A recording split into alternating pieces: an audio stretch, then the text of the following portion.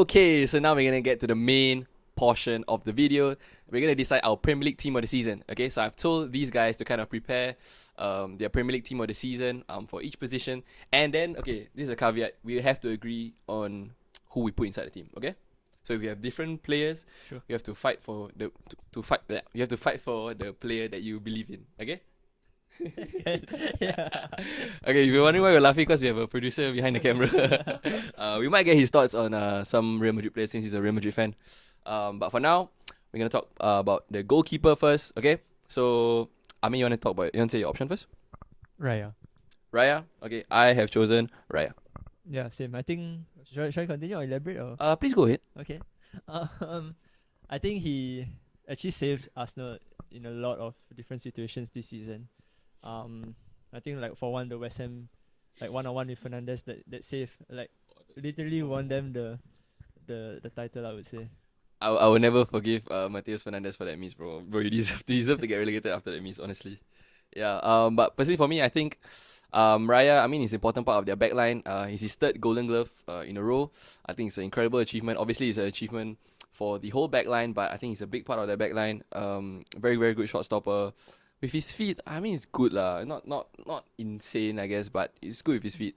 But yeah, definitely has saved Arsenal from a lot of troubles this season. So any disputes there? No, I don't think so. Raya, any honorable mentions? Roofs maybe from Sunderland. Roofs, one of the best signings I would say this season. Oh, good shot. How many games have you watched him? Maybe every single game.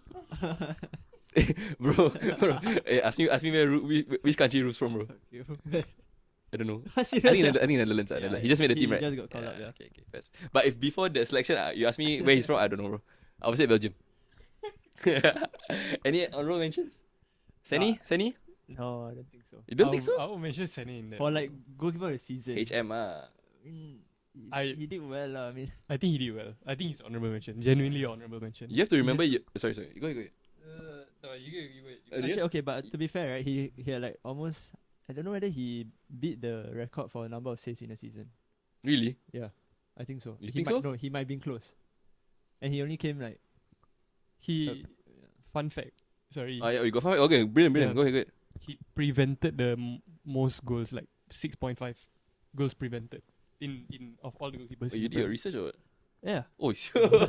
Bro, this guy's better. He do his research. Your one, but no phone, nothing. Nah, but because I back Senny, bro. But genuinely, I feel like Raya is the best keeper in like. You could even say best keeper in the world, bro. Yeah. So I think he deserves it. Yeah, I think Senny, I think you have to remember that the times before Senny, bro, you had Onana, Yeah. bro. And right. Okay, honestly, are there many Manchester United players that infuriate you more than Binder? Nana, bro, I think. Honestly, I don't blame Binder. Like his ass really knew it.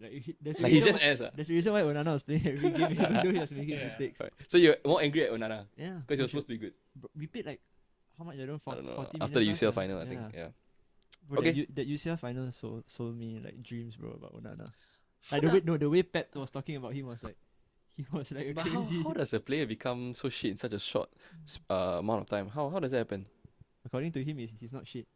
Like he said, he fair. can't be shit because he was Champions League goalkeeper of the season. Sure. Yeah. Okay, so goalkeeper is Raya. I think pretty simple. Then we have our right back. I'll go first. I have Urian Timber. Oh, I have Nunes from Man City. Ooh, who does Amir have? I have Mukele from Sunderland. Wow. Okay. By the way, when you're arguing your play, I'm gonna ask you how many games of them have you watched. Okay. I think that's a factor that should go into this. I'll say for 0. Okay, never mind. No. Let me just argue for Timber first. Okay. If anyone knows me, I'm a pretty big Arsenal hater. So for me to put right back, Arsenal right back here, I think it means a lot. I think for me, I think he's like similar to Raya. I think he's an important part of their backline. Probably one of the best defenses that we've ever seen in the Premier League. Going forward, maybe not the best, but for me, when he was out of the team, you saw Arsenal's form took a downturn. So definitely a very important player. Probably, if you ask me, probably Reece James is a better player, but I think in terms of this season, I think it's a bit difficult to put a Chelsea player in this 11. And then he's just the one that stood out to me. So I'll go with Timber. So I'd love to hear like why you all chose your right backs. You want to go first? I can go first. I You think go first. for me, I was just trying to put like as little Arsenal players as I could in the team of the season. But when I watched Nunes, I think I watched three games maybe. Yeah. He impressed me like in a sense where I think he really struggled to find a place in the Man City team before this season. He was brought in as a midfielder, of course. He didn't play a lot. I think Pep also said something about him publicly about him needing to improve or something along those lines. But I think this season, to adapt to, or maybe last season towards the end he was playing a right back already, but to adapt to a new position and to get even called up for your country to play as a right back also, when you're a midfielder, I think that speaks volumes. Yeah, so I think he impressed me. I think with his, as a right back, with his ability to pass the ball well. Like, he's a midfielder by trade, but he's able to do the defensive work really well, and I think that provided Man City actually a lot of balance, because I don't think they signed, I think, Nuri from Wolves to play as a fullback also. I don't know whether left or right. Was he left back? Nuri is a left back. Left back, okay. Yeah. So, I don't know who's the right back. Who was the... These guys strike two. First Saka, now Nuri right back. I don't think they have right back. Yeah, so they don't have a right back. So to put Nunes in there... Rico Luis. Ridiculous, but he barely played also this season. As in, cause Nunes has been playing well. Yeah, so to get a right back for the whole season and dependable, I think he deserves to be in. Yeah, I agree. I think in talking about like most improved players this season, I think he's probably up there. Crazy how he reinvented himself from a midfielder to a right back actually. Didn't see it coming. Now we have Amir's turn to explain his player. Okay, I think that I don't know.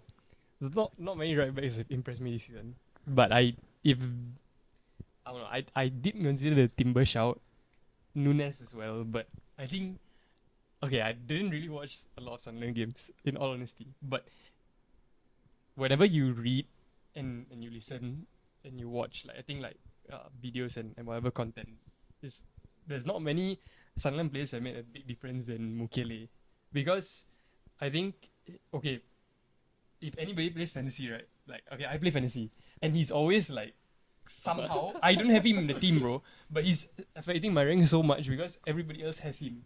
I'm wondering, like, how is this possible? Okay, and then I checked. Okay, so he plays right back and centre back. Like, he can fill in for both. He's played quite a few games at right back. I think I didn't check how much, but he's played 32 games this season for Sunderland, which is quite a bit.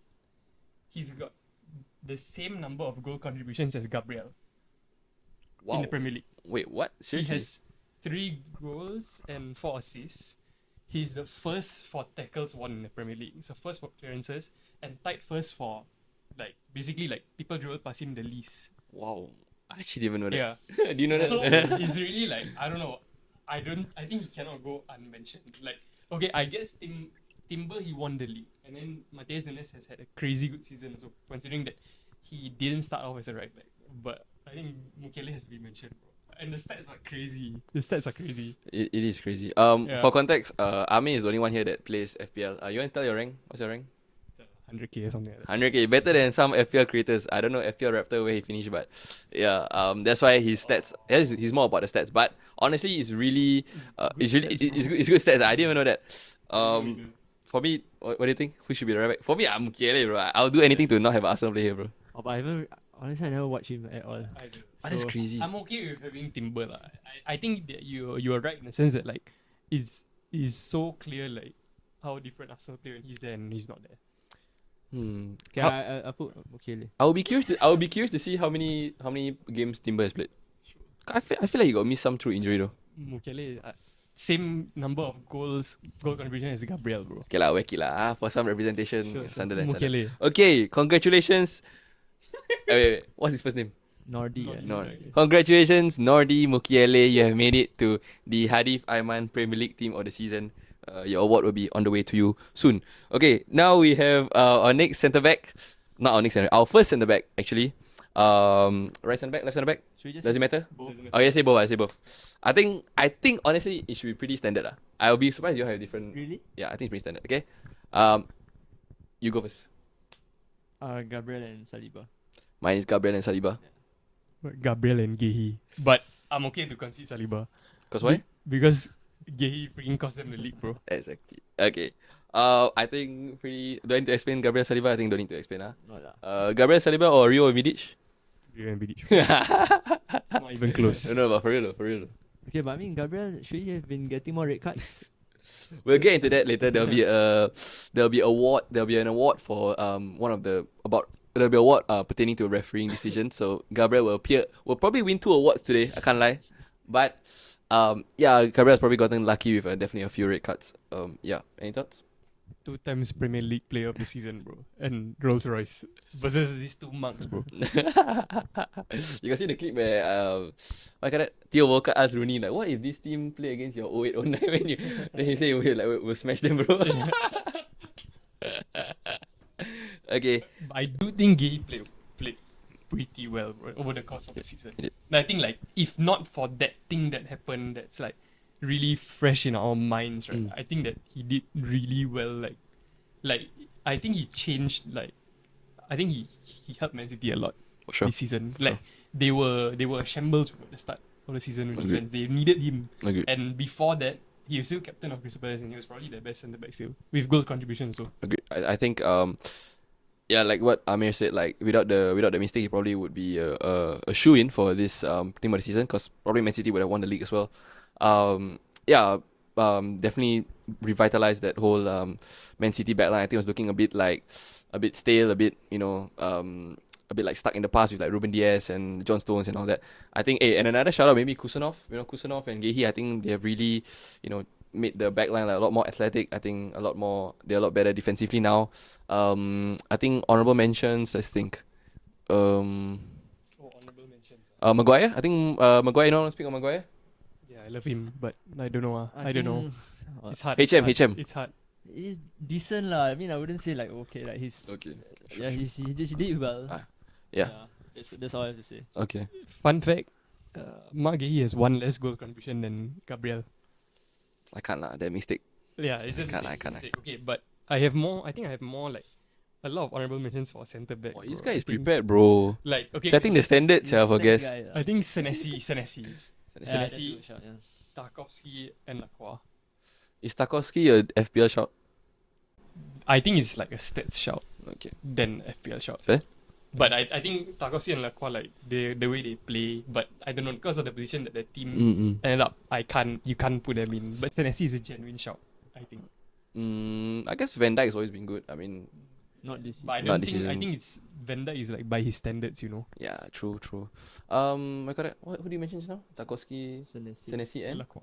Lacroix. I mean, Lacroix made it to the French national team. I mean, he must be doing something right? I mean, there's a lot of good French center backs out there. So the fact that he's made it probably means that he's been doing well.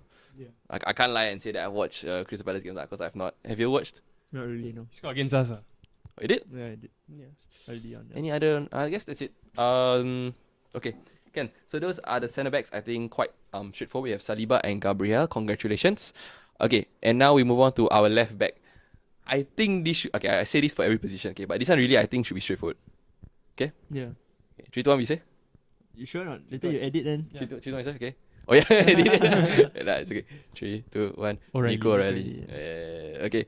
Okay, Nico O'Reilly. I guess I'll start first. For me, I think I only really noticed that he was like how good he was for Man City in that like Arsenal game, and like after that, I think in the title run-in, I start to like monitor more of like Manchester City's games, and like honestly, that underlap, that Doku O'Reilly like underlap partnership is like unstoppable. Honestly, like O'Reilly is such a powerful runner, really good ball carrier, technically sound as well, passing, in terms of dribbling.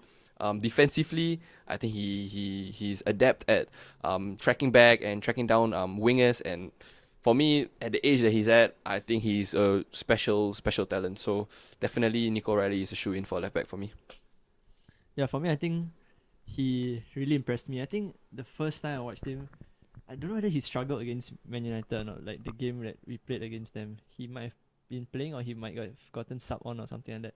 I wasn't that impressed that day when I watched, but I think after that, when he started to play more in the squad and in the lineup, he even shifted in midfield also when there are injuries. So like Pep really trusts him to kind of like find a place for him in his team. So to kind of have that like growth from like nobody to like PFA like Young Player of the Year, I think this season, or Writers Young Player of the Year or whatever.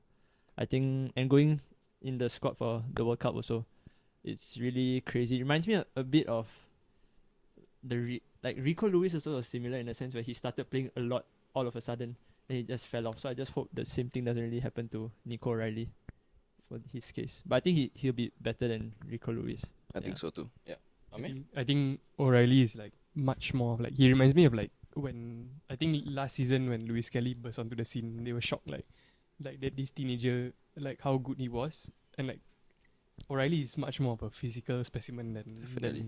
than Rico Lewis. And like I think the goal contributions, like when they needed, like when Man City were trying to make a comeback for the season, I think suddenly he started showing up with goals also, like 5 goals, 3 assists this Damn. season. Yeah, You got that's that, crazy, fair- bro. fair- That's fair- crazy. fair- That's crazy. And his age, I think just really impressed by how strong he is. Yeah, Yeah. I think people don't realize how strong he is for his age. Yeah. Yeah. So like what you all mentioned, just a key, important figure in their defense and attack. For a second place team like Manchester City, I think you deserve to be in the team of the season. So congratulations. Yeah. I stopped doing that, sir. So congratulations, Nico O'Reilly. You are our team, our left back for our Premier League team of the season. Okay. Now we have our centre mids. Are we playing 4-3-3? Okay, the centre mids, I think just any centre mid lah. Can be CDM, CM, Cam. Okay. So, but then how do you know whether we are picking the same player? Oh yeah, that's true. Okay, do you all have a 6, 8 and 10? Pretty much. Yeah. I have Say a yes. 6 and 2 10s. How does that work? How ah? Okay, let's talk about 6 first. The ah. six ones, Okay, I think 6. quite clear lah. Okay, 6, ready? 3, 2, 1? Yeah. Okay, 3, 2, 1. Hello, Declan Rice. Oh, whoa. Whoa, wait, what? Okay, but do you have Declan Rice? Yeah, I do. Oh, okay, then okay Is lah. your 8 or? Yeah, he's 8. Oh, okay, fair. I don't have Because he doesn't play holding. I for don't have Arsenal, Henderson bro. in my one. I had Anderson. But I know Forrest didn't really do well, but I think he played well lah. Anderson the whole season. I think we talked a lot about Anderson just now, right? Yeah, I think talk about Rice lah, I guess. Okay, Declan Rice. If you ask Arsenal fans, they probably would nominate him for Ballon d'Or. Thoughts? That's to me. If they win the Champions League, And the World Cup, then give it to him. That's ridiculous, bro. But to be fair, if he wins the Premier League, Champions League, and the World Cup, you have to kind of he has he has to win it. Yeah. If they do that. Yeah. Or Madueke, yeah. He will also win Man of the- Saka also. Oh yeah, shit. Yep. Oh, okay. Anyway, let's talk about Rice. For me, Rice. Okay, if you watch a Declan Rice game, right, you will never leave thinking like, oh, Declan Rice played a 10 out of 10. Okay, not say never, but it'll be rare. I think what makes Declan Rice so special is his ability to produce a 7 out of 10, 8 out of 10 performance consistently every game. That's why when people were saying that he's like a player of the year, player of the season shout, I think I was against that because to me, he just didn't seem like that sort of that caliber of player. Because I think to be the player of the season, you need to have like that. You need to reach a certain level that no other player in the league has reached. Okay, it's not about how consistent you are. It's obviously that plays a part, but I think it also matters like your peak level. Are you the best player in the Premier League? And I felt like he probably fell short of that. But for the Premier League team of the season, I think he's more than earned his spot in the team. I think obviously the team that wins the league, they're gonna get a lot of players in the team of the season. I mean, obviously, important part of their defense. I mean, like I said, with Timber, with Raya, Declan Rice is part of that defense. I think he's making up for a lot. If you ask me, Zubimendi, I really don't rate him. To me, yeah, trash footballer, bro. Yeah, he's running, he's passing, even though he's passing sometimes sideways and all that. But I mean, he's a safe player, but sometimes you need that, And I think Declan Rice, hard to ignore Declan Rice, yeah. Yeah. I mean, you wanna go first with the Rice stats? Oh, you Declan Rice stats? Do I have Rice stats? Well, I do. He's 36 appearances, 4 goals, 5 assists, But he's I not a guess- stats guy though. and he has, I guess, the highest like ball carrying distance is the most in the Premier League. You wrote all that down. Yeah, I wrote that down. But what does that even mean? Ball carrying distance. So I guess he helps. I don't It could know. be forward, it could be backward though. I don't know. I don't know. Ball ca- yeah, I don't know. actually I don't know what that means. But Yeah. I mean he does the most. I mean he's the main focal point of Arsenal. If you think about it, I mean you talk about if Arsenal play a lot of set pieces, he's still the main guy. He's the guy that like delivers the ball. Mm. So I guess he is the best player on the best team for say. But like I don't know, to say that he's a player of the season, like it's not as if he or Ballon d'Or shout like But Rodri had crucial goals in crucial moments. You know what I mean? Like, so he still had that, like you said, like 10 out of 10 certain games. But yeah, I guess Rice is still Arsenal's best player for sure. So he has to be there. But I put him at like as an 8 That's fine. because I feel like Zubimendi is there. Yeah, I understand. So it unlocked Rice more this season, I guess. Yeah. And then I put Elliot Anderson as a 6 because I feel like he deserves it. Okay, so you have Anderson and, or you have another 8, is it? I have Rice, Anderson. I was Okay, 50-50 on Anderson. So Rice, you got Rice. I got Rice. You got Rice. yeah, I do have Rice. Okay, so Rice is locked in. Okay, so you have Rice. So you have the other two center mids. Okay. I have two 10s. It's hard to say. I'll just say first my other two. Okay, I have Chucky and Bruno. Because Chucky is a cam, Bruno is a cam. So I don't know. I knew you were going Chucky and Bruno, but I mean, I have Bruno, and I was thinking between Szoboszlai and Anderson. One of them. Yeah. Interesting. Okay, you? What do you have? Anderson, Rice, and Bruno. So Anderson and Bruno, Chucky Bruno, you? Anderson Bruno. Oh. I don't know whether. I really Could think you see a Premier League team season without Chucky though? Yes. Because Chucky only burst on in Premier League season like half of the season. Wait. My friend got the stats. For what? Chucky. Second in the season, right? 12 assists something, right? Yes. Chucky assists. has 4. Is it? I think 4 goals and 12 assists in 33 appearances. Okay, I got this, bro. Which is kind of crazy. In 23 appearances. 33. 33. Okay, for me, Chucky. Okay, I think not many people know this, but my favorite player ever was Eden Hazard, and I think the closest player that I've ever felt, that the closest player that's ever gave me the same feeling that Eden Hazard gave me, I think is Ryan Chucky. I think the freedom that he plays with, I mean, just saw in the game against Arsenal, his solo goal, he legit sent Gabriel to the shops. Okay, for me, his technical ability next level. I mean, you saw that France, the 5 shots challenge. You saw that, bro, left foot, right foot, top bins. Come on lah. I think he's an icon in the making.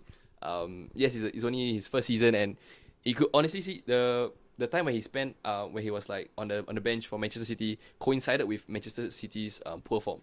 When he came back into the team, that's when they started playing well, and they took Reinders out. Okay, and so for me, Chucky has to be in the team because of what I've seen with my own 2 eyes, and also his impact on Manchester City. And he's a key part of their attack. And for me, even the stats back it up. For me, Chucky has to be there. I don't feel Chucky deserves to be in a team of the season. Like, if you're picking like a team, like if you think about it, think about Liverpool, right? Okay, I just bring the Szoboszlai shout. Without Szoboszlai, I think they'll be like way worse, than what they are at now. I think he literally carried their midfield. Like their midfield was so overrun all the time. He had to cover so much space. He was playing right back. He was playing midfield. He was scoring their set pieces. He was basically like their guy this season. With no Salah, no help in attack, he dragged Liverpool to like the position they're at. To get a Champions League place, I think is considering like how bad they were. I think he deserves a lot of credit also. Yeah, definitely. Sorry. I think I agree with Aqeel. Like, Chucky is like, I don't know, like he's up there, like goal contribution is up there, but I don't see him as like like he wasn't at the start. He just wasn't there. Like it's hard to argue, like there's so many other like honorable shouts that I want to put. I like the Szoboszlai shout also, but I cannot like not put Elliot Anderson there. Like he's no like Nottingham Forest are nothing without him. And like he's like, I think this is the best season he's had like ever. Like if there's a time to put him in the team of the season, it's now. Like. I don't know. It's like it's tough. I think that there were games where like Szoboszlai ghosted for a little bit also, and Chucky same. But Szoboszlai, yeah, I agree with Aqeel. Like that, Szoboszlai is like the main guy for Liverpool. Like this whole season, there were some times where like, he wasn't the best, but I feel like Elliot Anderson was like every game. It is tough. I just for me, why I didn't put Szoboszlai, I just didn't feel right putting a Liverpool player in this team because like the team has been like so underwhelming this season. I know it's unfair for Szoboszlai, of course he's like the shining light, right? But I just feel like, I think centre mid is probably the hardest position to choose for in this Premier League team of the season. So the criteria for us to choose each of our midfielders probably will be a bit harsh. Okay, fine. I don't mind conceding Chucky for Anderson because of the fact that like Chucky did have a period of time where he was out of the team. So I'm okay with Anderson, Rice, and then number 10. Bruno. Serious ah? Yeah, Bruno Oh, Fernandes. yeah, okay, Bruno. Any honorable? Bruno. Should we talk? Bro. Okay lah. Hey, Bruno. one of you, 21 assists. Talk about it lah. Okay, not gonna lie, I'm not Bruno's biggest fan. Like I was, like not convinced that he would be like beneficial for us long term. But I think he just proved me like so wrong this season. I think he, like if you see a compilation of the number of assists you could have gotten, like even more than 21. That's crazy. I Like gotten like 25 or. I think he created like 100 plus chances created this season, like way clear of the second place, like 30 plus clear or something like that from the second place, or more than that. So, and we have like Dalo, like at the end of his crosses sometimes, or end of his diagonal balls, and then you have Dalo trying to finish. So that's the reason why he could have gotten way more. Like, I think Dalo is ass also. Just want to put it out there. But I think Bruno as a player, like he really showed us this season that he's willing to do anything for the team. Like, he was playing as 6 for like when Amir was here, 6 and 8. Then when Carrick came, he played way higher. And he was still getting assists when he was playing deeper. So that just shows you the level that he's at now. Yeah, undoubtedly, like he's the Premier League Player of the Year lah. Are we talking about Premier League Player of Season now or Let's talk about Bruno lah. talk about Bruno? Yeah, you want to add anything? You can vouch, right? I've never hated him. Yeah, you've never. Like, and whenever like like our other friends like complain, I know Aqeel is one that like when we react for context, we react to the Man United games in the group. But most of the time, it's probably just me and Aqeel. Aqeel is always like, I think Aqeel's complained quite a bit about Bruno's like like the arm flailing, which is like anybody else would. Anybody who like everybody notices Bruno's antics, if you will, or that like the talk. But it's I've never hated him because I know what like he truly he loves the club. He wants to do anything for the club. He could have left, he didn't leave, And like, was it last season or was it at the start of this season that he got injured? Then he straight away came back, like a hamstring, I think. I can't recall it. It was very early. I think it was either late last season or start of this season when he had like a hamstring injury, which normally takes like months. He came back like 2 weeks after or something like that. He said he wanted to play. I think it might be this season. Yeah, right? Yeah, might be this season. Yeah. And he broke the record. Like, but I mean, it's not really a surprise, like with what he's been doing. Even Kevin De Bruyne, bro, the video where he ranked the 3. And then Like, so they made a video with Kevin De Bruyne to rank like the top 3 like creative midfielders. He put Bruno 1, then Odegaard 2, then I can't remember. But no way Odegaard is better than yeah, Bruno. yeah. But it was at the time when like I think it must have been 2 seasons ago or something like that, when Odegaard was kind of like there was a debate going on. Waffle, absolute waffle. Doesn't make sense. Yeah, he's too good. But I think Bruno this season, like the things that I hate him for, he's reduced it. Like in terms of like his antics, like he really. I think he said it himself. Like he knows that he does too much sometimes. Like, and it might not look the best from an outsider's point of view. So I think he's really improved as a captain. Also, I would say, like the way he conducts himself, the way he speaks in interviews also is admirable for Manchester United captain. So I think overall he's done really well this season. Interesting to hear about Bruno. I think similar to you, I mean, even from outside looking in, I actually really like Bruno. I mean, you saw you heard Casemiro's stats earlier. Actually, no, you've not heard yet. But I'm sure Amir has his stats. What do you have his stats? I think he has 11 goals, something like that. 11 goals around there. Probably most of it is Bruno's assists. Let's just say that. Just real quick, where would you rank Bruno in terms of Manchester United legends? Would you say, okay, what are the different tiers? There's like legend, icon, hero, and player. It's not like FIFA. Yeah, legend, icon, hero. Choose. Where would you put him? I say at the moment icon. Icon? Icon. But if you ask me, like, of like my favorite Man United players ever, I think he's in the top 5, bro. For me. I think he just hasn't won enough to be a legend. Yeah. I think that in a way it also makes his legacy even better because he's like the hero of dark times. You know what I mean? I hear you. Yeah. Okay, where do you think you will finish without Bruno? Without him? Yeah, without Bruno. Oh, we're damn low, bro. Think you get relegated? Not relegated but we'll be playing at Ugarte and Ugarte will be playing now. I think we'll be close to relegation, genuinely. First. Okay. Congratulations, Bruno. Wait, so who's all? Okay, congratulations, Declan Rice, Elliot Anderson, and Bruno Fernandes for getting into our team of the season. Any honorable mentions? We got Soboslai. I put here Casemiro. Casemiro, I think is a fair shout. Casemiro. Yeah. That's good. There's a few words on Casemiro, Amir. Yeah. 11 goals, bro. Okay, yeah, Casemiro. legend of the club. Very very funny English as well. And then I got Water. Oh, sorry, before I talk about Wharton. Wharton for me, I would love him at Chelsea. I think he's perfect. Beside Caicedo, I think. If you're a team that needs like a player that kind of like can break the lines and is really calm in possession, really that he's really got that like kind of like Spanish vibe to him lah. You know, for someone that looks so English, for someone that looks so English, I think yeah, he's a brilliant player. I mean, man of the match in the Conference League final. Crazy how he's not in the England squad. I mean, but you all saw that in my video. Henderson being taken over him. I mean, You yeah. see his celebration, the Wharton celebration. On No. the Like when he backflip. got, yeah, bro, he can. Oh yeah, he can back, bro. He can backflip, bro. Fair enough, bro. Make me reconsider whether he's athletic or not. He is. I think he practiced that. And then I got one more centre mid that was not mentioned. You got any more? I have a few. Okay, wait. I have Ghana. I don't know much about you. I have Ghana. I have Dewsbury Hall also. Damn, isn't Gisbell a winger?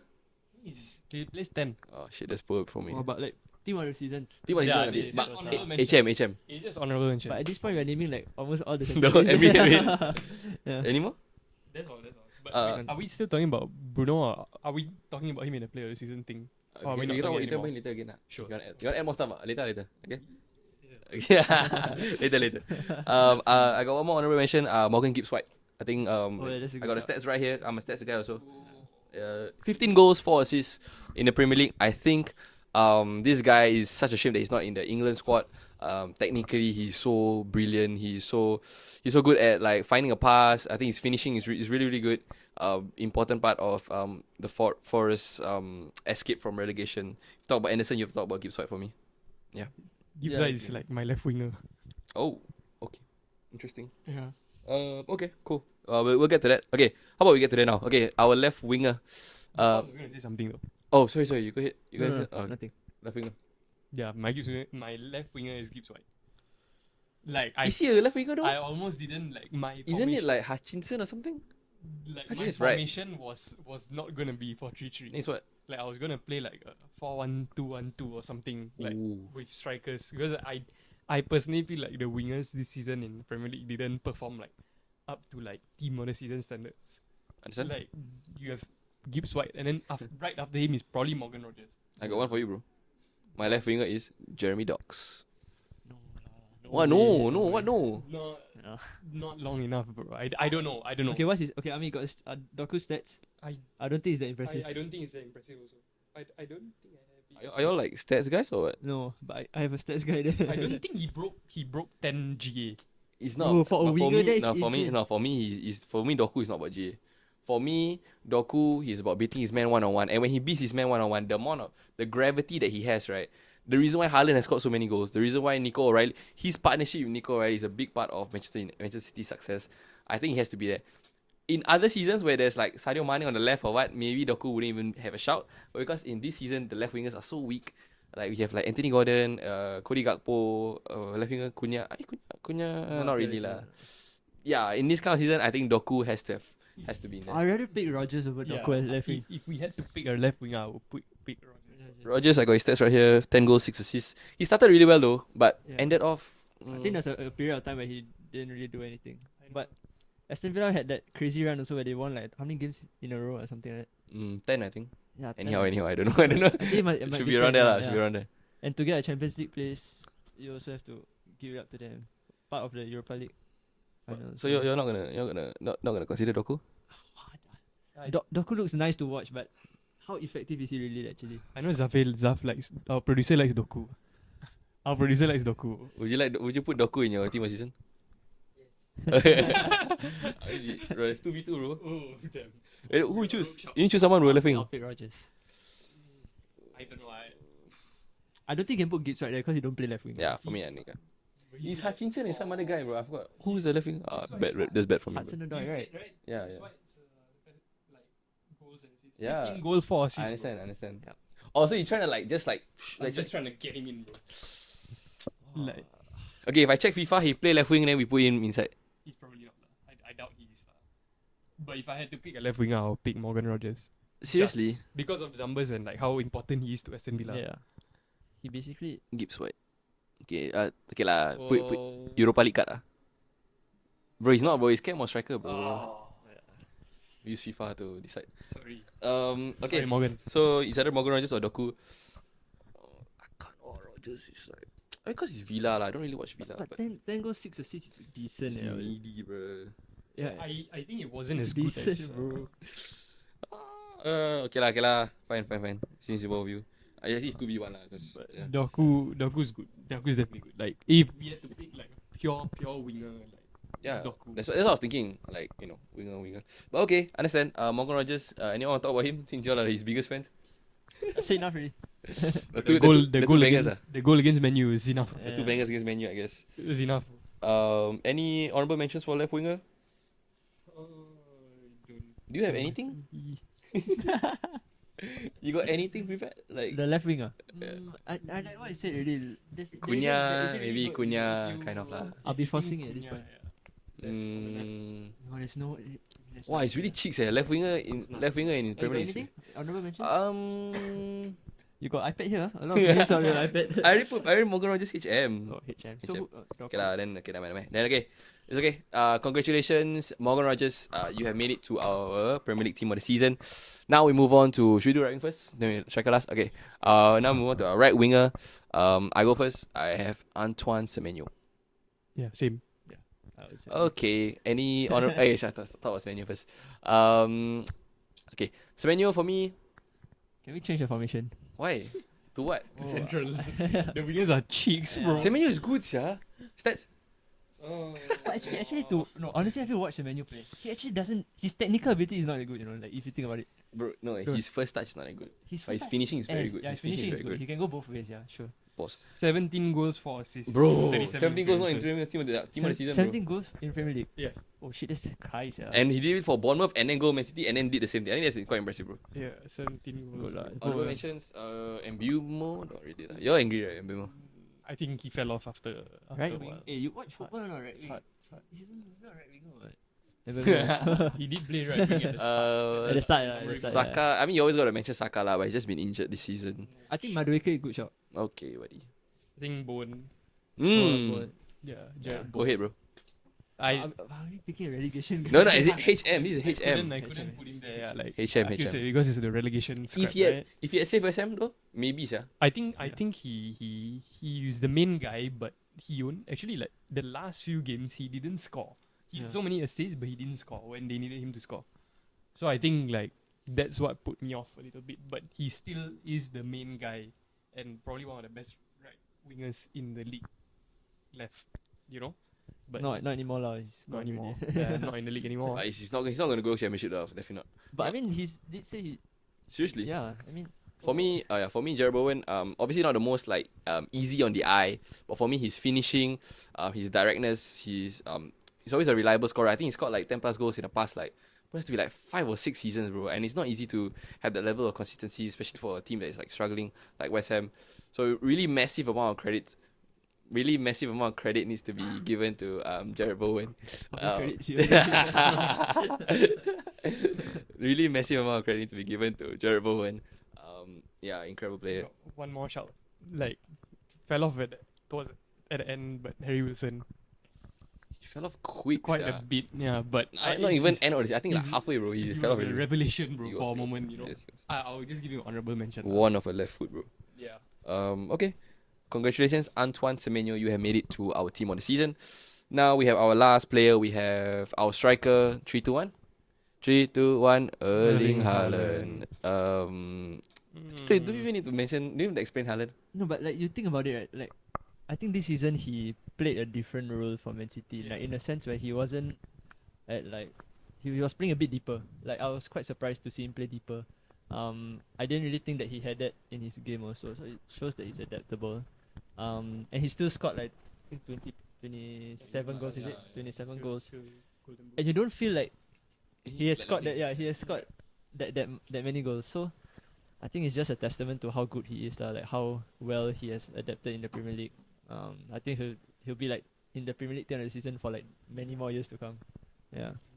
Yeah, I think today, for me, this season, like what Aqeel mentioned, I was actually surprised by his link-up play. Like, I think Haaland, his biggest criticism over the years is that, he's a bit clunky.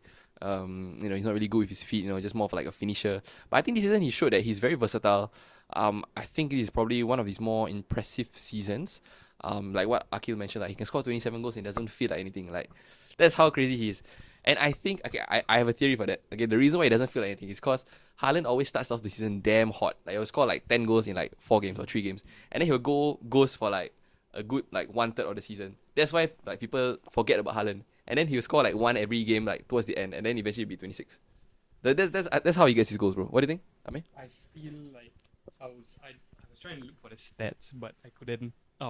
I think like I agree with Aqeel. Like for as long as he's in the league, he will be in the team of the season for almost every season.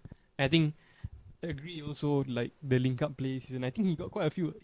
He showed up with assists after like he wasn't scoring, but he showed up with like assists and I think like he's third in the league, right? Huh?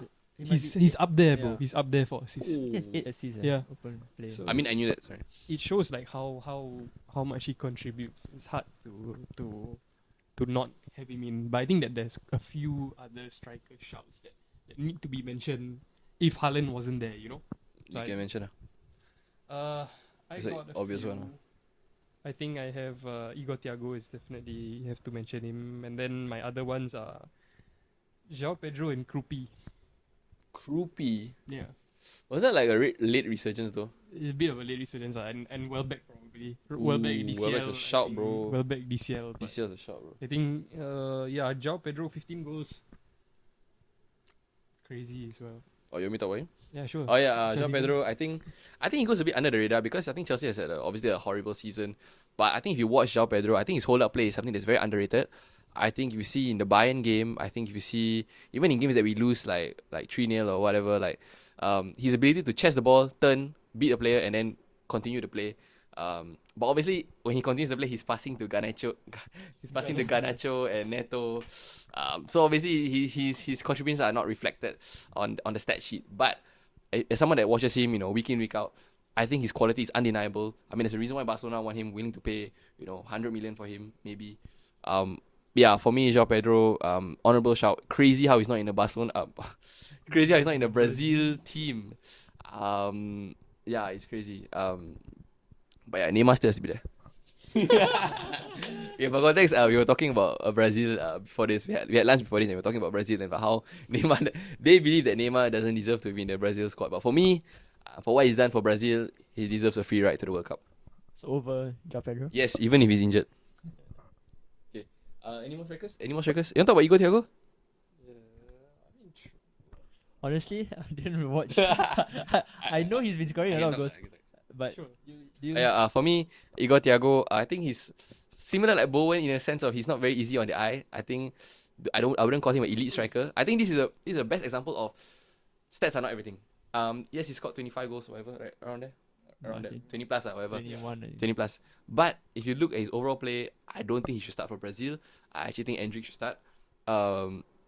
For me, he looks very clunky. I think he's a good finisher, but that's about it. For me. But okay, why am I slating him here? Okay, anyway, but other than that, very good season for Igor Thiago. Replaced Wisa's and Mbuemo's goals, which is not easy to do. Yeah, important, like a main target point for their attack. Yeah, shout out Igor Thiago. Yeah, I think honestly, Calvert-Lewin also honorable mention. I think, Resurgence. like for him to, like when Leeds were doing well, he was doing well. So like everything was going through him also. Of course, Double digit. I don't believe he's the best Premier League striker, but he did really well this season. It's a good comeback for him. I don't know if he's got double digits. It should be double digits, bro. It should be lah. Should be. I put my ball knowledge on it, bro. If I'm wrong, means I got no ball knowledge. He has 14. 14. Yeah, that's decent. Yeah. Honestly, for relegation. I mean, they're not relegation, but they're mid-table in the end, right? Yeah. Yeah. So I think similar case about Welbeck lah, right? I think probably Chelsea's worst nightmare. I think he hates Chelsea. Every time he plays against us, he scores, and it doesn't help that Brighton did the double on us this season. Yeah, shout out to Welbeck, shout out to DCL, shout out to Igor Thiago, shout out to João Pedro, and congratulations to Erling Haaland for making it into our Premier League team of the season. That's the team of the season. Now we're gonna move on to other categories. Okay, so first and foremost, who do you think was the biggest overachiever? I'll go first. Like player or team? I was thinking about team, by the way. Do you write players? Oh, I wrote players. Oh, I was thinking like. Sure. Okay, we can go. I was saying team lah.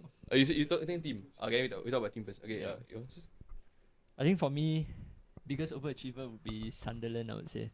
I think for a club to go from just promoting to Europa League spot, I think they got 7th, right? That's crazy. No one expected them to do as well as they did. I think no one expected them to go down, but no one expected them to be challenging for Europe all the way until the end of the season. To be fair, I didn't really watch much of Sunderland, but I mean the games where they played against the top 6 sides, I think they really put a good account of themselves. They drew with Arsenal, right, I think, at home, and then with Man U also they drew. beat Chelsea. They beat Chelsea. So I mean it's quite clear that they did really well to kind of adapt to the Premier League. They had a few good signings also. I think that played a major part in them doing well this season.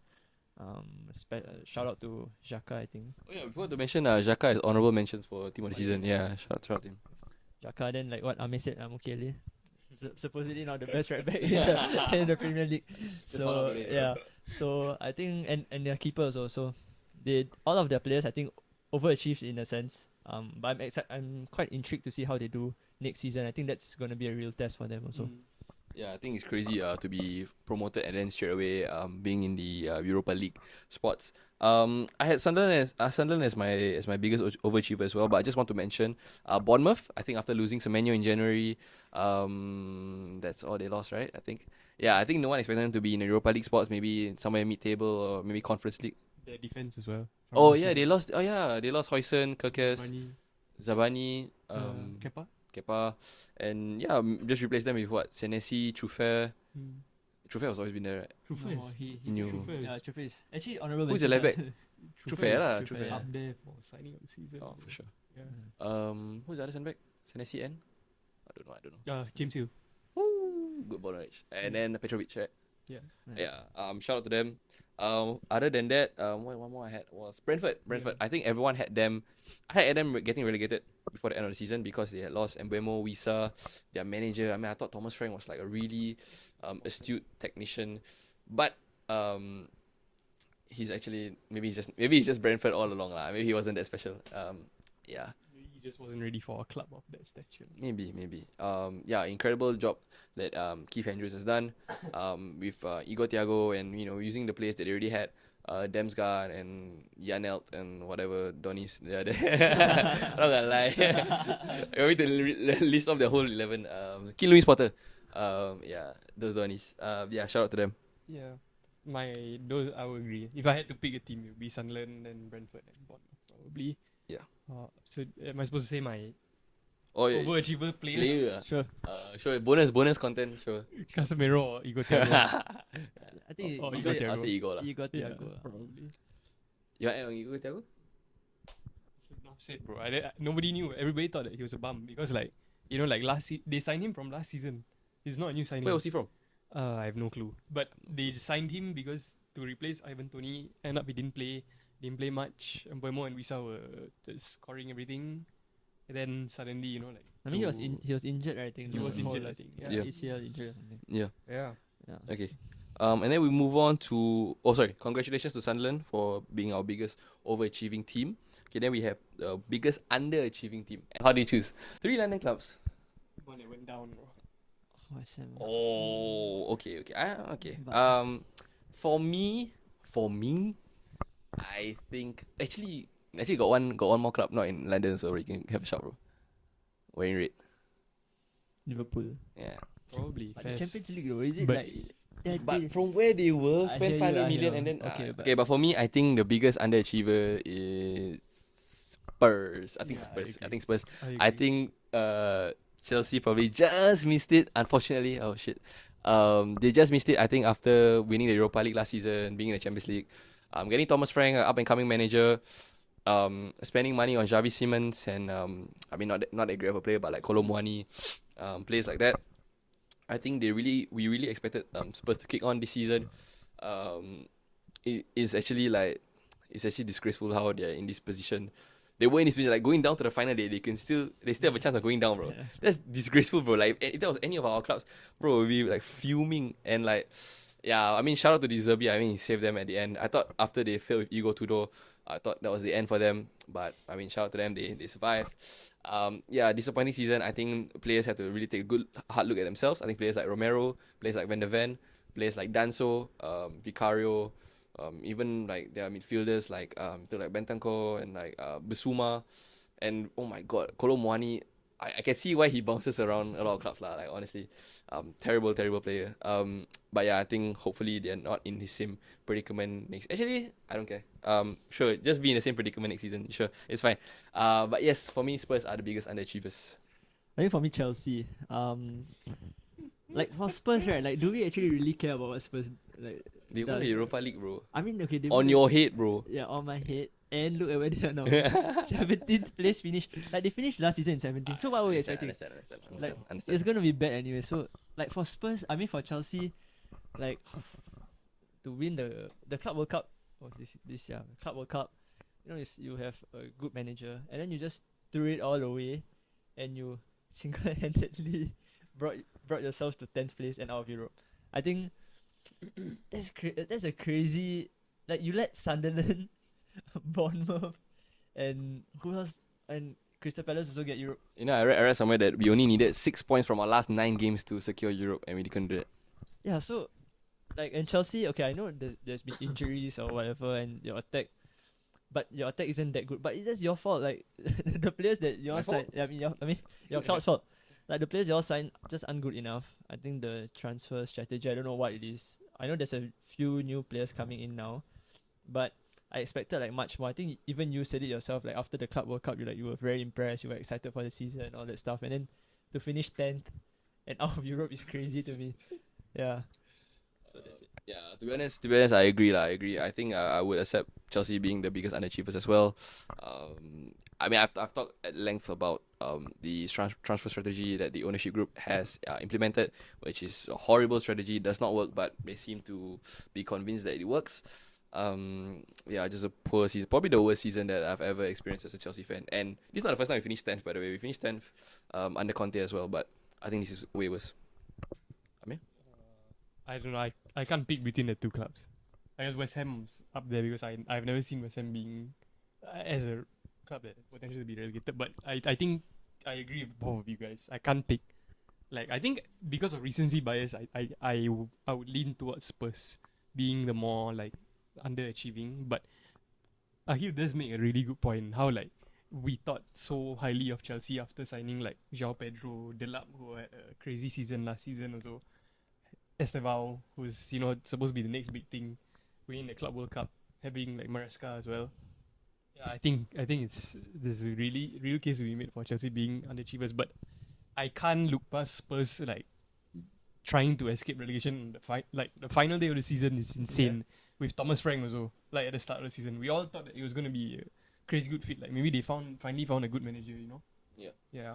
I'll be inclined to go Chelsea lah. Actually, I think because Spurs got a lot of injuries though. Kulusevski, Madison. Yeah, that's true. But I think the fact that you all had a FA Cup final, right, to play for, and your players are saying that that's gonna be the best. Hey, but the fact that we made it to the final means like we achieved something though. Yeah. Somewhere you achieved something. So okay, we made it, and we made it to we made it to the knockout round. Champions League. Everyone made it. Yeah. So I mean, to go to the FA Cup final and then to play, I feel the performance like wasn't a good performance. If you ask, it's like you had a shit season and there's like one game to show up. I think your Chelsea didn't show up and they deserve the season that they had. I will go Chelsea lah. I'll personally go Chelsea. Yeah, I'll go Chelsea. Okay, congratulations to Chelsea for being our biggest underachievers this season. The player I picked for biggest underachiever was Cole Palmer, by the way. Oh yeah, that's fair lah. Yeah. Fair. Like it wasn't even a question. I just picked him straight up. Yeah, you want to talk about him? You can talk about him. You can talk about him, bro. He's your player. I think I mentioned before, like I think Cole Palmer, like to me, is just someone. He looks like he's forgotten how to play football, which I think is crazy. I don't know how does a player lose their technical ability overnight. I understand he's dealing with some injury issues, but I think it's also like confidence issues. I think in a team where he's forced to be the main man, I just feel he can't do it at this point in time. He's a bit hesitant when he has to shoot. He passes. When he passes, he shoots.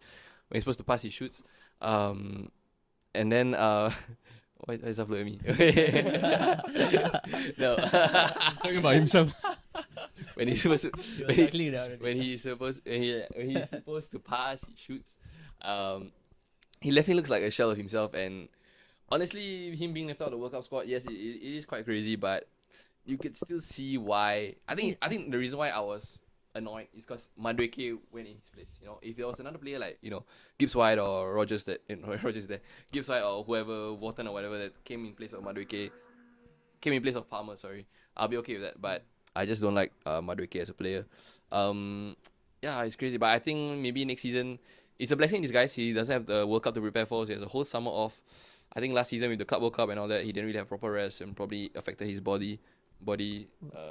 Why am I saying like that? Probably affected his body. So, yeah, I'm interested to see how he does next season, especially under Xabi Alonso. Crazy side. Okay, random question. Because we're talking about Chelsea, right? Like, I just want to ask a random fun fact question. Who do you all think is like the second highest player at Chelsea? Because the first is like not a surprise, but second is crazy. Highest paid. Second highest paid player. You told me this, right? Yeah, I told you. then, So I guess Aqeel. Aqeel can guess. Is it a defender? Yeah.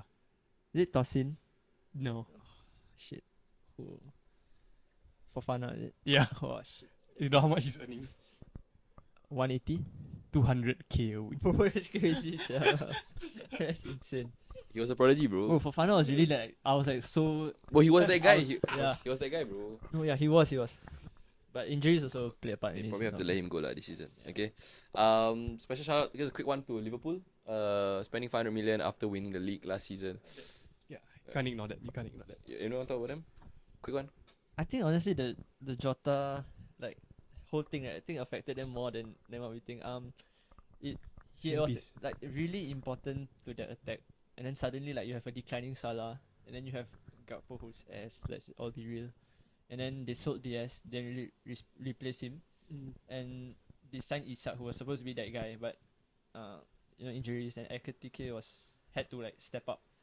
It was a tough change. I think the whole attack kind of changed. So like from that title winning squad, the whole system that they had also had to adapt.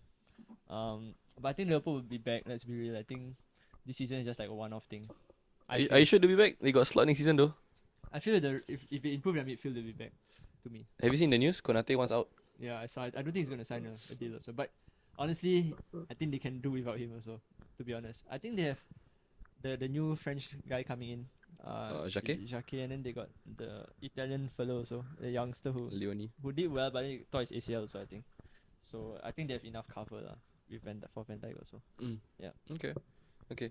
Honorable mention Liverpool. Congratulations to Chelsea. Okay, now we move on to. Congratulate them, bro. Now we move on to our best signing of the season. For me, it is Granit Xhaka. Yeah, I think I told you before this, it was Xhaka also. Yeah, tell me why, bro. Yeah, I think right the number of games I watched him, which is one, against Man U. I don't think he played also, sir. He played against Chelsea. He played well. He played well. No, but okay lah. I mean, the videos that I watch, people saying he's good and all, I have to believe them, right?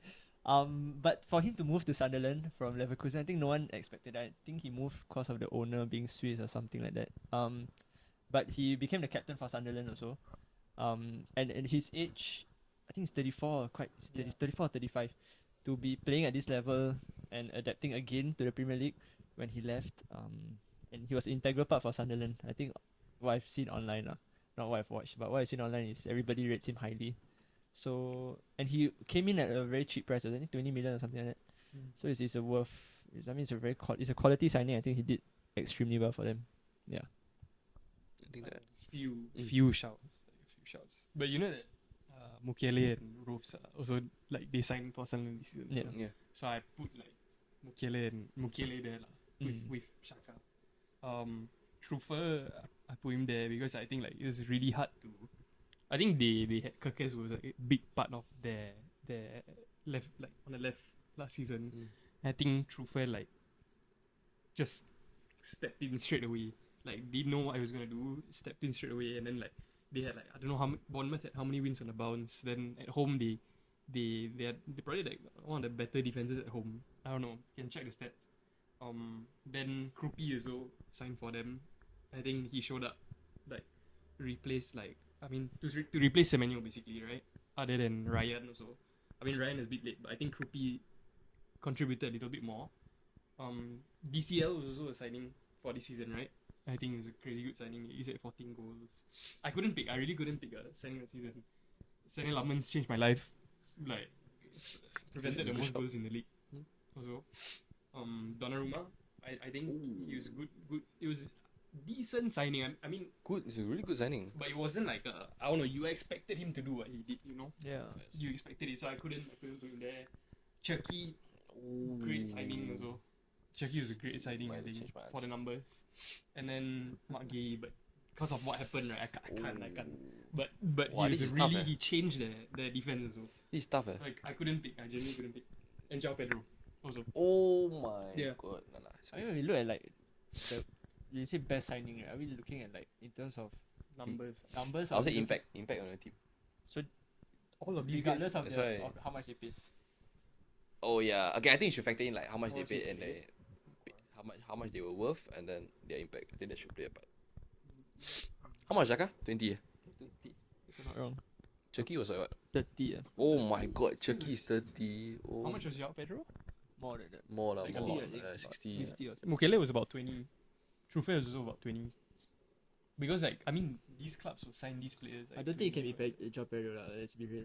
I don't think 15 goals. Yeah, lah, I don't 10. think it can be Chucky because I think Chucky you take him out of the team. I think they still Yeah. a okay fair. attack lah. I mean Foden will just slot, you know. I mean, I mean, Sanny Lamans Sanny shot Lamans on. is a shot. so how much is the lemons? It's a great shot. I don't Check.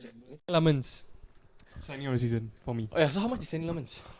18.1 million Oh pounds wow. with add-ons.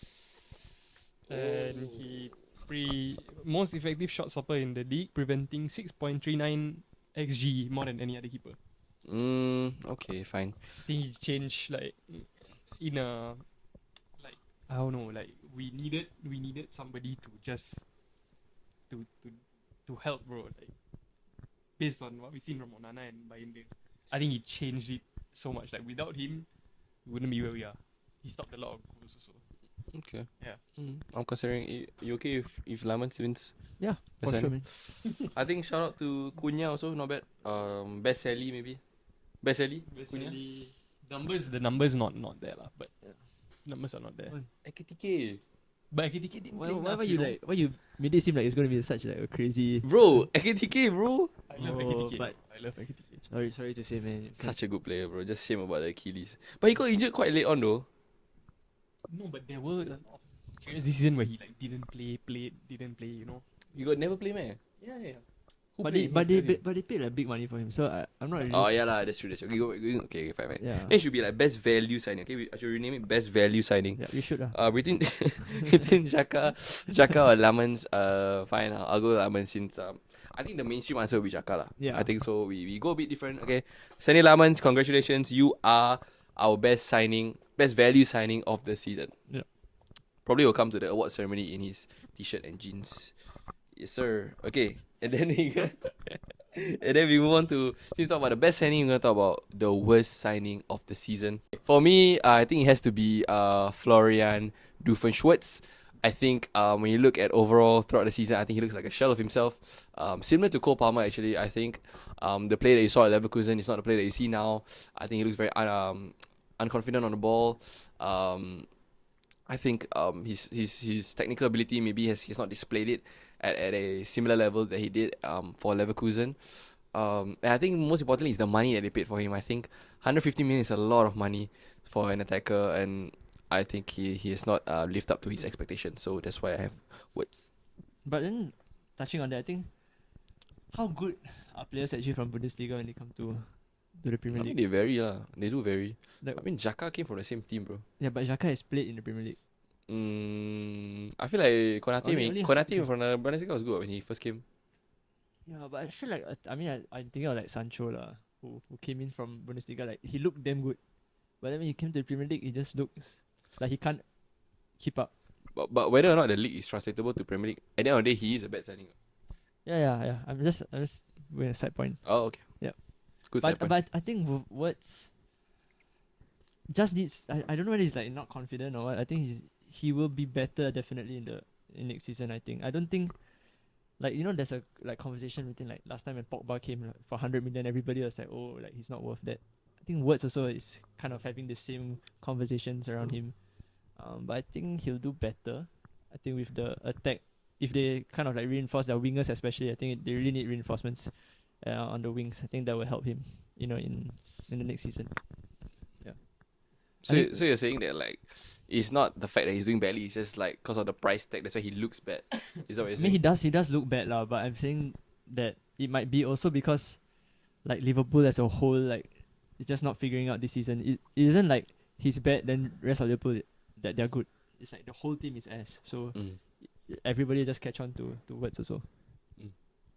I mean, I think that. What I want to say about Words is like, okay, I mean, I don't like him either, but I do think that, I mean, when we talk about other names that were gonna come up, I think Words did play, which is crazy. It's a crazy benchmark, like he played and he did a little bit of bits. He picked it up a little bit here and there, but he definitely isn't like, he hasn't shown it.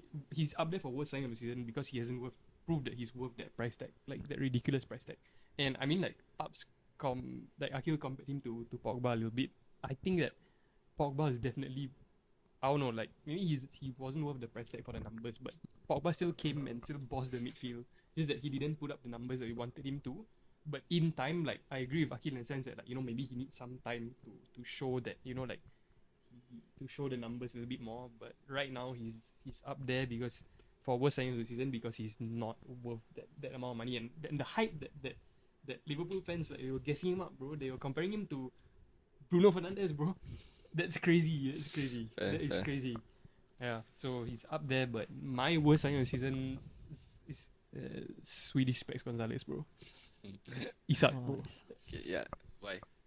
Record. I know, like Aqeel did mention on the way here that he was injured for like a large portion of the season, but I think that for the amount of money that they paid for him, the manner in which he left Newcastle, I think that, and like like how he was literally like, we talk about Words and how maybe he's not proven because from Bundesliga to here, Isak was literally one of the best players in the league last season, and he left Newcastle in the way that he did. They paid so much money for him, Premier League record transfer signing, and just absolutely nothing, Specs Gonzalez, bro. That's all. That's all I'm gonna say, bro. Yeah. Thoughts? You made a good point that like he's already played in the Premier League, so it makes the disappointment even worse. I am considering whether to put Isak over Words, to be honest. I think Liverpool are very lucky that they had Ekatike to kind of like save their attack. I think the plan was, I mean, we always knew they wanted Isak the whole time, and I didn't expect them to sign both Ekatike and Isak together. But I'm glad they did because they would really have struggled if they didn't. But it's hard to bring down a player or to say he's the worst signing if he's injured. Like for me, if you're injured, like you can't prove that your value. So like it really reduces. I know the transfer fee broke the Premier League record, but I think we all know that Isak can do it. Like he has proven that he has done it. But next season really will show if he is washed or they will still have the same like Newcastle Isak that they got. But for me personally, my worst signing would be Wissa from Newcastle. I think they lost Isak, so they had 150 million to spend. They spent it on Voltemade and Wissa. I think Voltemade at the start did well and he fell off like massively. But Wissa was injured, but he did play for like 19 games, I think, or 20 games, something like that, and he only scored 1 goal. How much was I think 60 million if I'm not wrong, and he's 29 years old, so there is no resale value in Wissa at all. So it's like if he's not good, they're cooked. So to score 1 goal as an Isak replacement when you have already done it in the Premier League for Brentford, I think the fall off is crazy. I know he had an injury maybe like until close to halfway of the season, but he had half the season to kind of like buck up and show that he's worth it. But I think it's quite clear that they made a mistake in signing him. Yeah. You made a good point about his resale value not being great after he flops at Newcastle. So that kind of makes the signing even worse because not a great financial decision to begin with. I mean, it's close. It's for me, it's between Wirtz and Visa. I think Isak. I think maybe just a bit too injured this time. We'll give him one more season to prove lah. Okay. Honorable mentions for me. Agent 49, 50 million. 50 or 40, yeah. I don't know. I think might be 40. He's trying his 40. best lah. He's really trying his best. He is trying his best, but he's not very good. Gittins. Ooh. But At least Agent 49 played, bro. No, but injured. Same reason for Isak, bro. He's so lucky he's injured. Lucky he's injured. For me, Garnacho Gittins raw lah. is very raw, Yeah, very it's very really raw. I think Isak.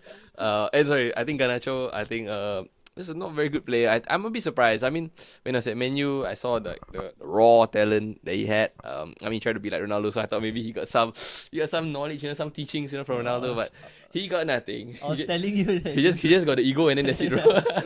the part about skills he didn't listen.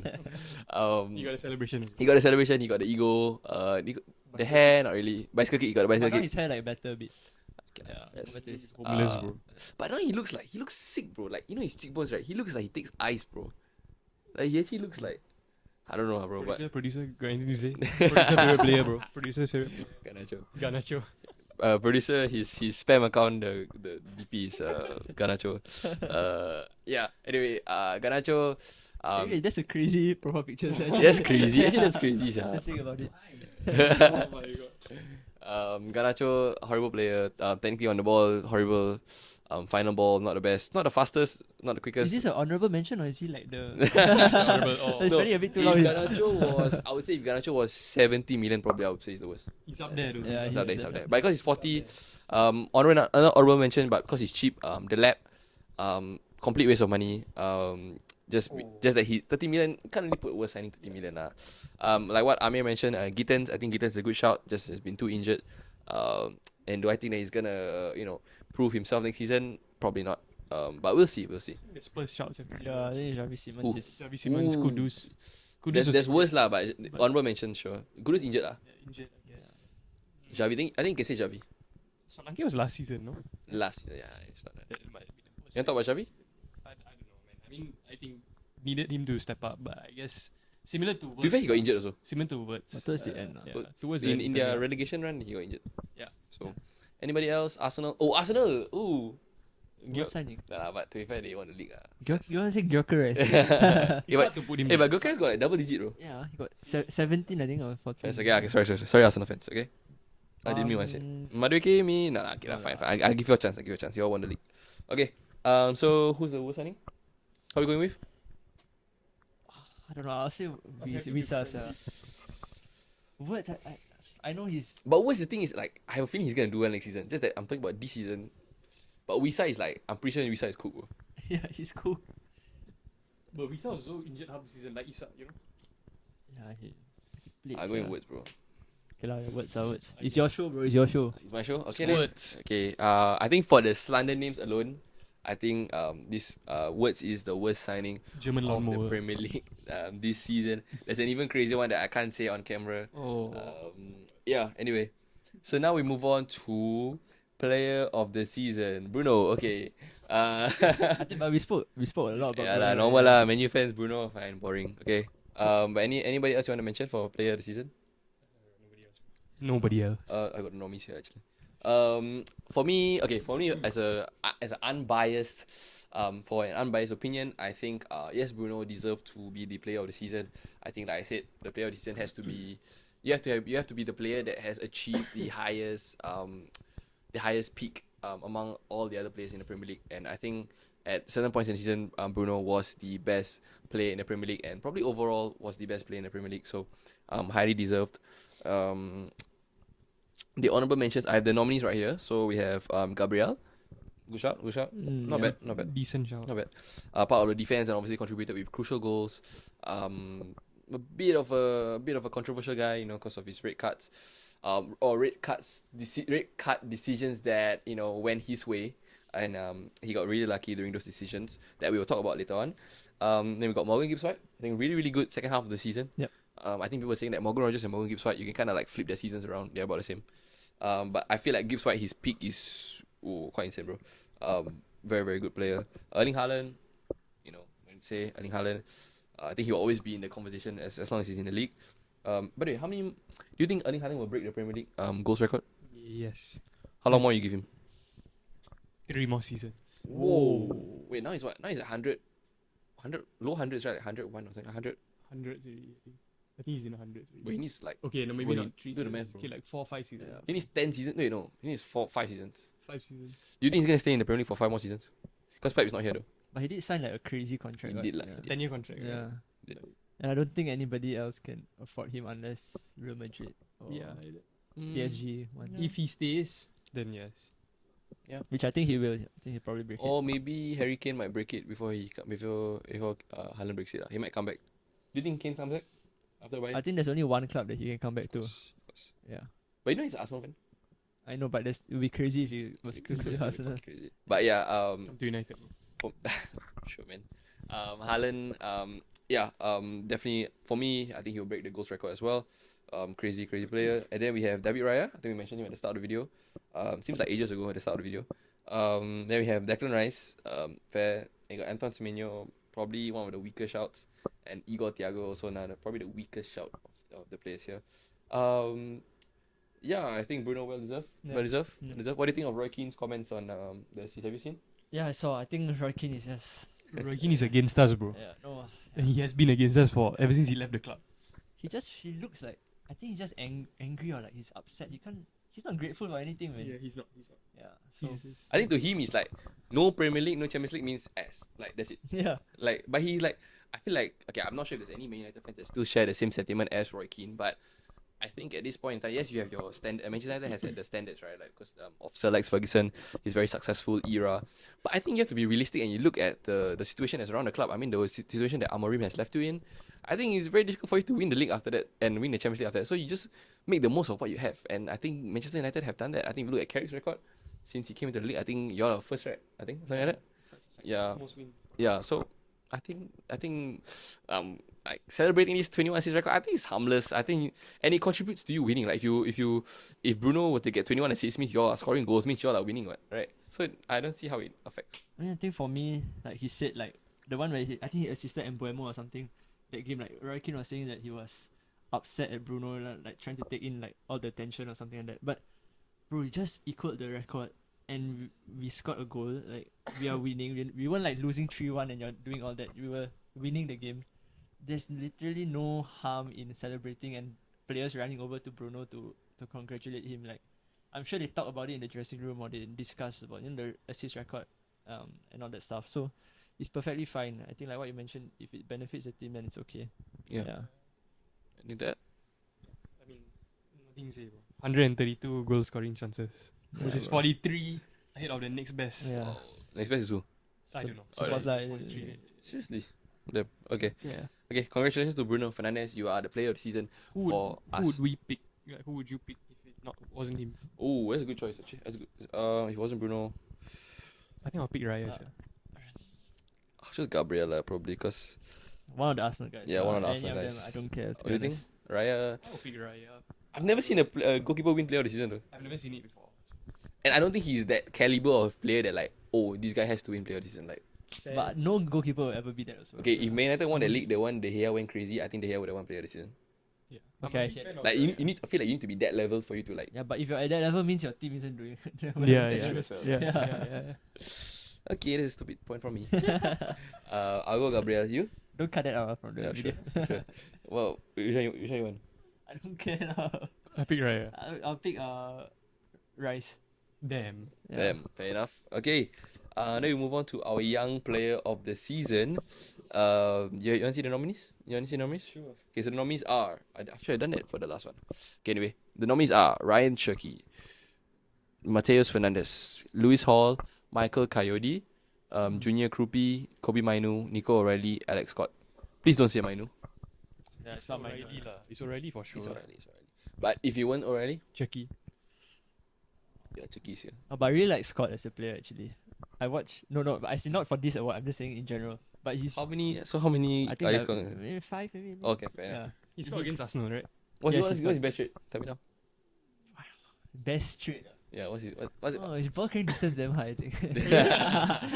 He's Declan Rice. No, but there's a reason why he's going to like the England World Cup training camp or whatever it is. Like he's decent. I think Man United are interested in him also. But he like again he's at 8. He's not really a 6 or so. So it won't benefit us that much, I think. Yeah, I think for the rest, Matheus Fernandes, I have nothing much to add. Nothing much. He's decent, but no, not Player of the season. Lewis Hall standard lah. I think he's always been good. Yeah, nothing much. Michael Coyote, I'll be real. I just Got know no he's choice, throwing. yeah. Yeah, He's probably decent. Very decent right back. Krupi, you mentioned Krupi just now, right? yeah. I like Talk about Krupi. I like Rupi. I think like in a team that where Evan Nielsen got injured a little bit and weren't scoring much. I think Krupi showed up with the goals time and time again. I think like he's a large reason as to why. Of course, the main reason is their manager, but he's also a large reason why they are at where they are at. And to come onto the scene, like never played in the Premier League before, in a team that isn't as strong. Maybe like for example, like you look at Chucky, and of course like I would pick Chucky for like young player of the season because of how he contributed like to the goals and how easy he is on the eye. But I think Krupi to do it like in Bournemouth, I think it's a big achievement in itself also. I think he's very strong candidate. Yeah. Agreed. Kobe Mino. I mean, he did well in the second half of the That's season. it. Yeah, but I think second half of the season isn't enough to get you a player of the season, right? So, I But think. Sorry, are you saying? yeah, but I mean, if he keeps up this performance, I think now the midfield is kind of going to be built around him, which is something that he has never had also. So it's a good thing for him. I'm excited to see how he plays. But yeah, really impressive him also. I think like 2 seasons ago was when Cole Palmer won it, right? I think if there was a season for him to win Young Player of the Season, it would have been that season. It's a shame that Cole Palmer was there. Like when he burst onto the scene, and then he was genuinely like a revelation. Yeah. Agreed. Okay. So congratulations to Nico O'Reilly for winning the Young Player of the Season. And then we move on to the Manager of the Season. Okay. I'll just say first, I think when you win the league, I think it is a bit difficult to overlook you. I think you have to look at it as a whole. It is sort of like the perfect ending to their whole like kind of like process. It's like a 8-year process. He went in 2021. He's 6 years. 2020, yeah. 6-year process. I think for him to finally see the fruits of his labor, I think is something that should be rewarded. As much as I don't like Arsenal, I don't like their tactics, but when they win the league, it doesn't matter how you win it, right? I think this guy, his man management, his in-game substitutions have really improved over the years. I think there's been a big criticism of his. I think the way he sets Arsenal up, Arsenal is a difficult team to beat. Like their attack is not the best, but I think I can't even remember a team like thrashing Arsenal, like scoring 3-4 goals against Arsenal. Like it's really difficult to score 3-4 goals against Arsenal, and I think that while that has a lot to do with the defense, I think also has to do a lot with it has a lot to do with how Arteta sets them up. I think you see the way they play, like all 11 players will attack, but everyone will track back, and I think they have all bought into Arteta's system, and I think this title rests a lot on his efforts. And yeah, I think it's more than fair enough for him to win the Manager of the Season. So for me, Arteta, I know he has a lot of haters, but I guess he finally has something to kind of silence the critics. And yeah, fair play to him. I think, yeah, like what you say, it's hard to overlook a manager that has won you a Premier League title. But I mean, just now we were talking about overachievers, right? I think Sunderland, to get into the position they are in. What's his name? Lebris or something like that. Lebris or something, yeah. Yeah, but honestly, I don't know where he was before this. Like, I don't know what was his... I know, bro. Where? Lorient. Serious? I know there's Krupi, yeah. Ren. Ren. Sorry. Hey, ask me again. Yeah, so where's Sunderland's manager from? Betul lah Syah. Lorient lah Syah. Oh, BK, bro. So he came into Sunderland in 2024.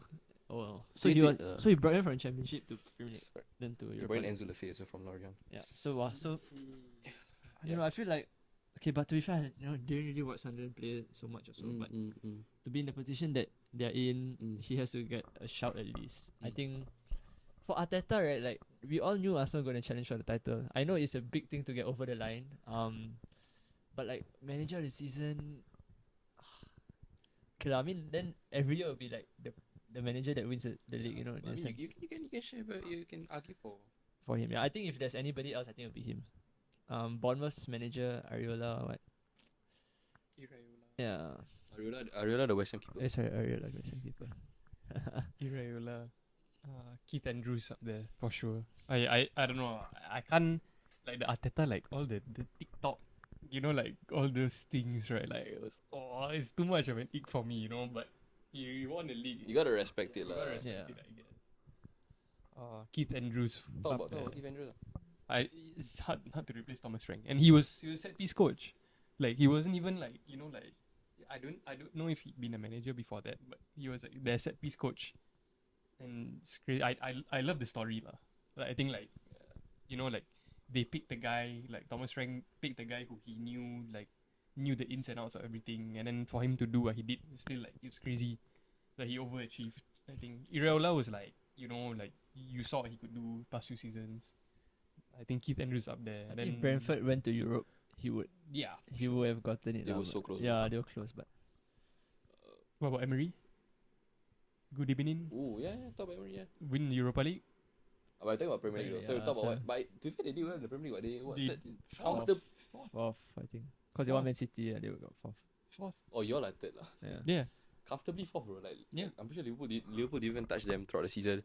Emery, I don't have much to add to Emery. I think people know like how good he is as a manager. I think Aston Villa actually is one of those teams where they don't really spend much actually. Like you Yeah, see, they they're, spend they're much, yeah. like McGinn is still like one of their key players. I think you see like they even sell players. They sell like people like Marlon. They sold John Duran last season. But still performing at a top level. I think massive kudos to Emery for keeping his team competitive. And yeah, I think making players better. I think he has made players like Ezri Konsa, made players like Matty Cash, Tillemans, Onana. Yeah, I think McGinn is like an icon, like a legend for them really, bro. For what he's done. So yeah, shout out to Emery. I think definitely honorable mention. Of course, you got to mention Mikael Karike. Yeah, I mean, okay, you want to talk about him? No, I wouldn't put him in. to You be wouldn't put honest. him? Yeah. Why? Half a season. Yep. Half. But to be fair, his half of the season is like enough for him to go. It's like honorable mention, bro. No. For me. Tough to say. It's hard to say. He didn't have as many games as the others. That's But But I it's think about Premier Premier League, League. I know. yeah, it's true. But to be fair, like how to say?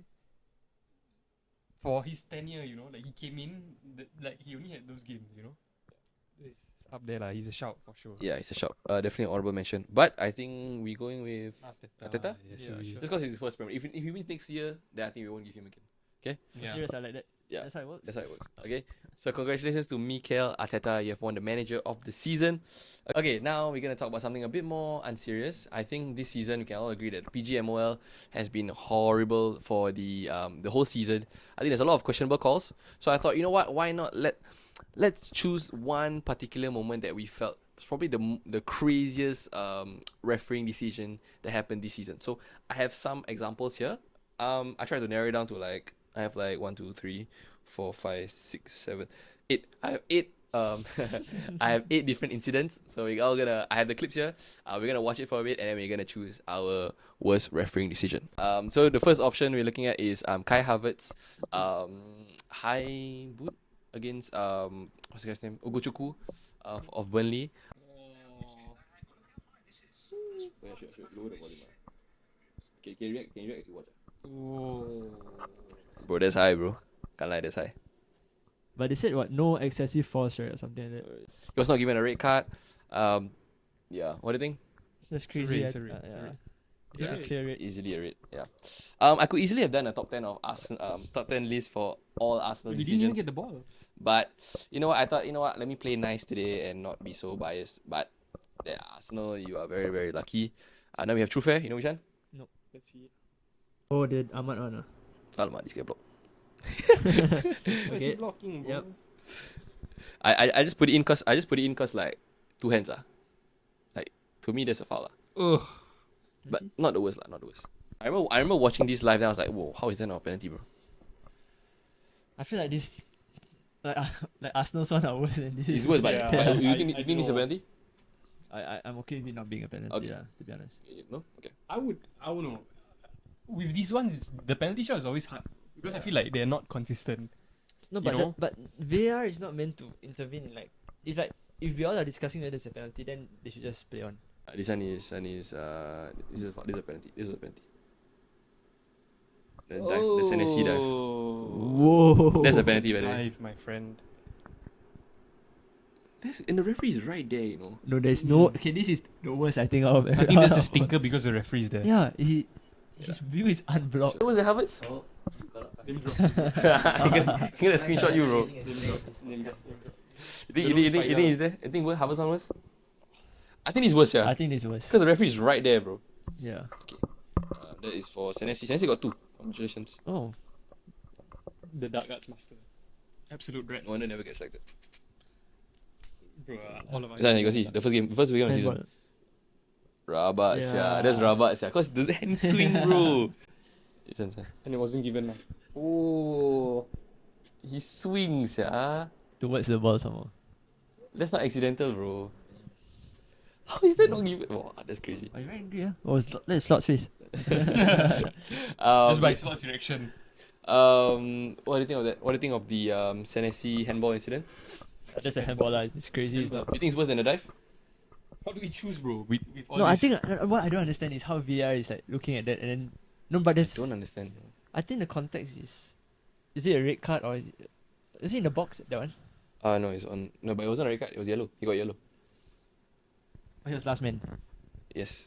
Wow, that's crazy. No, for me, it's a deliberate swing, bro. Yeah, it is. I think. I think it's crazy. Anyway, just keep all this in mind, cause. Then we got Declan Rice one. You know this one? Chelsea one, bro. Oh, this one, the handball, is it? It's not the worst lah, but I thought, and I was watching the game, I was like, bruh, no way, that's not a handball. We were watching the game together, right, this one?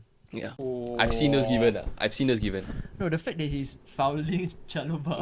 Yeah, I think that's a and stinker. handball. That's Hato. Oh, sorry, Hato. Sorry, my bad. Just be racist. I think that's a stinker. Bro. I think that's a stinker. That's a stinker. Bro. Okay. But to me, I think the Senesi one is still the worst. Mateus Fernandes, you see? No. Bro, man playing volleyball, bro. Oh. But But it's damn obvious though. I don't know. I don't think it's as bad as the others, yeah. It Okay might. lah. It can be classed as like I can see accidental. accidental, yeah. No, all these should be given, but No, but he can't. He's trying to grab onto. it's still a foul, bro, into this Yeah, game. like, Thoughts? Stuff. You have to give it. Okay.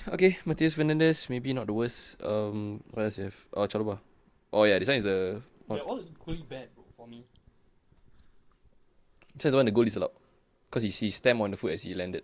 Oh, this is a Josh King goal. Yeah. When Chalobah lost the header, Jimenez, as he headed the ball, he landed on Chalobah's foot accidentally, so the goal was cancelled. He got the ball, like he shielded the ball, but he accidentally stepped on his foot as he shielded the ball. Yeah, But cannot see it from you. you see Like that. Nah. It is soft lah. That's soft. That's very soft. It's very soft. And this goal got disallowed, bro. Yeah. That's soft. Thoughts? That's soft.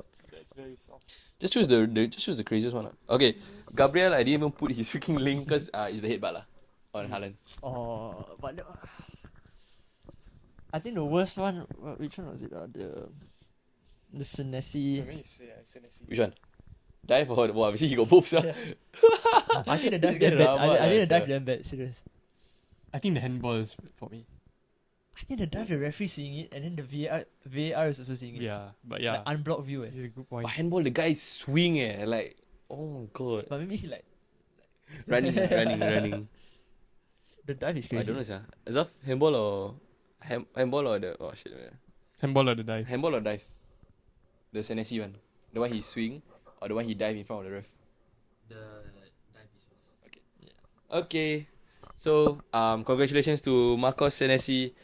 You have won the worst refereeing decision. Probably the biggest benefactor from that decision. Crazy dive in front of the ref. Don't know how it wasn't called. Thoughts on the ref's decision? Stinker. It's the same as usual lah. As usual. Yeah. As usual. But I see people blaming VAR, but actually I want VAR in the game. Just that I think the people using the VAR, I think it needs to be, the process needs to be more seamless. And I think the justification for certain things, I think sometimes is a bit flawed.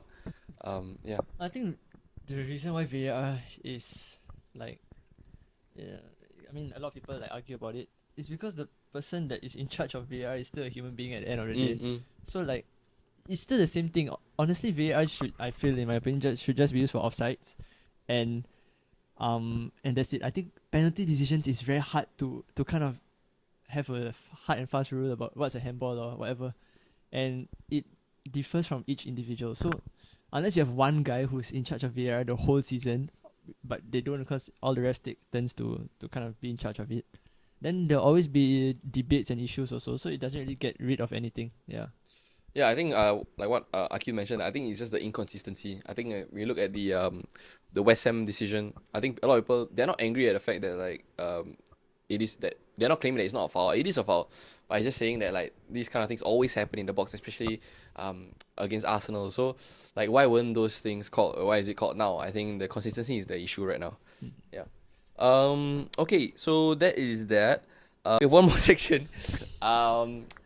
Most handsome player in the Premier League. Congratulations to Calafiori for winning the most handsome player. Okay. So that has been it. We talked about our Premier League team of the season and also the various awards. And congratulations to all the award winners once again. Hope you guys enjoyed this video. If you want more content like this, do subscribe. Leave a comment down below on any future type of content that I should be doing. I'll leave the links. Do you want to leave me the link? I don't think you want it. Okay, it's okay. World Cup. No league. Oh yeah, World Cup previews coming soon. Transfer rumors, transfer videos coming soon. More videos about Manchester United, Chelsea. Producer is a Real Madrid fan, so maybe there'll be some Real Madrid content in the future. Actually, yeah. Allegedly. Maybe some UCL final preview. Nah, not really. Because the finals tomorrow, bro. Not really. Yeah. Hope you guys enjoyed this. Hope you guys enjoyed this video, and I'll see you guys in the next video. Bye bye.